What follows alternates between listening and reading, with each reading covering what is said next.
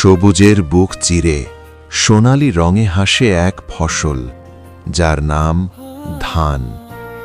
এই ধানই আমাদের ভাত, এই ধানই আমাদের জীবন।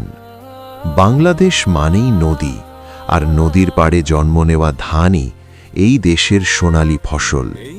আজকের ভিডিওতে আমরা জানব ধান কেন শুধু ফসল নয়, বরং কেন এটি বাঙালির আত্মপরিচয়। বাংলাদেশের প্রায় প্রতিটি গ্রামেই ধানের সাথে মানুষের সম্পর্ক হাজার বছরের। জন্মের পর অন্নপ্রাশন, বিয়ের অনুষ্ঠানে আতপ চাল, উৎসব পার্বণে পিঠা, সবখানেই ধান আছে। ধান ছাড়া বাঙালির জীবন যেন অসম্পূর্ণ। এই দেশের মাটি, পানি আর বাতাস সব মিলিয়ে ধানকে করে তুলেছে সোনালি। বীজ বোনা থেকে শুরু করে রোপণ, আগাছা পরিষ্কার, রোদ বৃষ্টি আর ঝড়ের সাথে লড়াই, সবকিছুর মাঝেই কৃষকের জীবন কাটে। এক ফসল ফলাতে লাগে মাসের পর মাসের পরিশ্রম। এই ধানের প্রতিটি শীষে লুকিয়ে থাকে কৃষকের ঘাম আর আশা। যখন ধান পাকতে শুরু করে, পুরো মাঠ রূপ নেয় সোনালি চাদরে। হালকা বাতাসে দুলে ওঠে ধান, মনে হয় প্রকৃতি নিজেই হাসছে। এই দৃশ্য শুধু চোখে দেখার নয়, এটা অনুভব করার।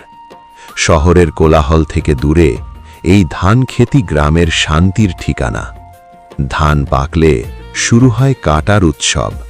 কৃষকের হাতে কাঁচি, মাঠে ব্যস্ততা আর মুখে প্রশান্তির ছাপ। এক এক করে ধান কাটা হয়, আঁটি বাঁধা হয়, তারপর কাঁধে তুলে নেওয়া হয় ঘরে ফেরার পথে। এই সময়টা কৃষকের জন্য সবচেয়ে আনন্দের, কারণ পরিশ্রমের ফল এবার চোখের সামনে।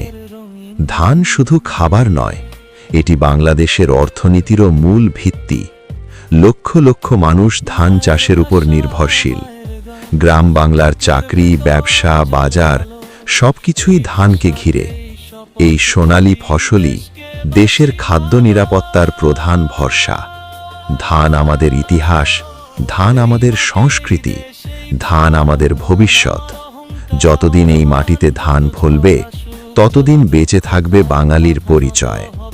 এই ছিল বাংলাদেশের সোনালি ফসল ধান। ভিডিওটি ভালো লাগলে লাইক দিন, আর এমন আরও গল্প পেতে চ্যানেলটি সাবস্ক্রাইব করুন। ধন্যবাদ।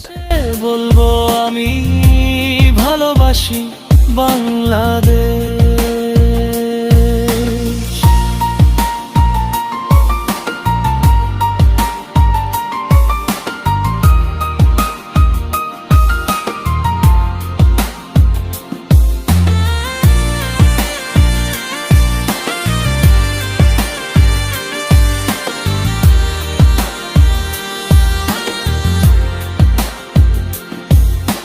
রক্ত দিয়ে কেনা স্বাধীনতা ভুলে যাব না একদিনও। শহীদের নাম বুকের ভেতর জলে থাকবে চিরদিনও।